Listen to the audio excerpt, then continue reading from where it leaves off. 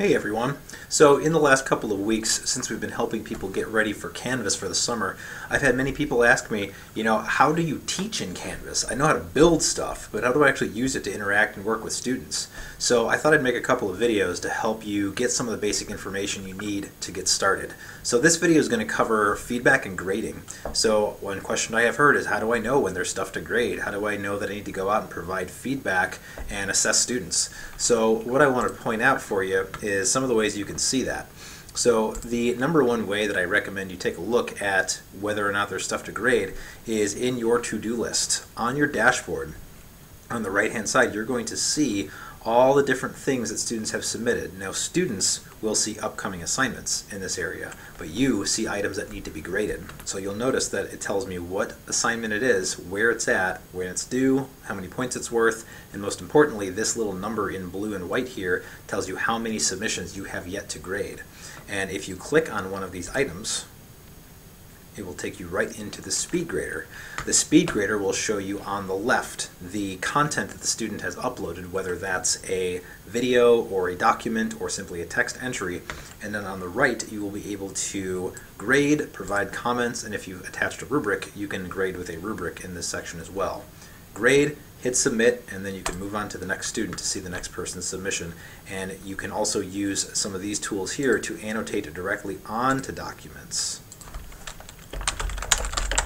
And students can reply to that as well. So this is a quick way to put your things into the gradebook, give them feedback, and move on to the next student all very quickly. There's more ways to do this though.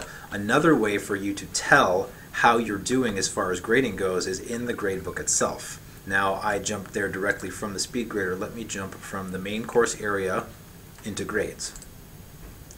The gradebook can give you a lot of information at a glance. You'll notice that I have colors here, and you'll notice that I have certain symbols as well. So when you see a number, that means that item has been graded, and you don't have any further action on that unless you need to go back and regrade. But you'll notice that there's this symbol here. And this symbol means there's an assignment out there that's waiting for you to grade it. And the colors will also tell you whether something is missing or needs grading in the case of blue. So if I see that I've got a couple submissions here, I could have seen this on my to-do list, but I also can see it from my grades area. I can simply select the assignment up there and go over to the speed grader, and that's the same thing that I showed you previously. So these are two ways that you can quickly get to your assignments for grading, and also note that you can see discussions on this list as well. So if you have discussions that need grading, click on the discussion, and then you could take it to a speed grader in which you will see all of that student's submissions and be able to provide feedback and points for those submissions. Quizzes, if there are essay components, will show up as well, but if it's a self-graded quiz with just multiple choice questions, those will just grade on their own, and you can see that information in the gradebook itself. So that's just a little bit on how to get started on grading. Please do let us know if you have any questions though, because we know that you'll come across a lot of situations where you might need some additional assistance. We are happy to help.